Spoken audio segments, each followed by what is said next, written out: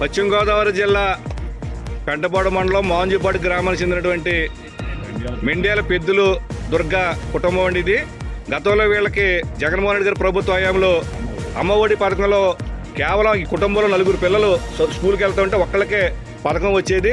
ఇవాళ నలుగురికి 4, 15, 60 వేలు శాంక్షన్ చేస్తూ ఇప్పుడే ప్రభుత్వం, కూటమి ప్రభుత్వం, చంద్రబాబు నాయుడు గారు, పవన్ కళ్యాణ్ గారి యొక్క నాయకత్వంలో కూటమి ప్రభుత్వం నలుగురికి 4, 15, 60 వేలు శాంక్షన్ చేస్తూ ఇప్పుడే లిస్టు పంపారు. దాని సందర్భంగా మోహన్జీపాడు గ్రామం చెందిన కూటమి నాయకులు, అదేవిధంగా స్థానిక ప్రజాప్రతినిధులు అందరం కూడా ఆ కుటుంబాన్ని సందర్శించడం జరుగుతుంది. ముఖ్యంగా చెప్పమ్మా, నువ్వు గతంలో జగన్మోహన్ రెడ్డి గారి పిల్లల టైంలో కూడా పిల్లలు పంపించావు స్కూల్కి. ఎంతమందిని పంపించావు? 4 పంపితే ఎంతమందికి వచ్చింది?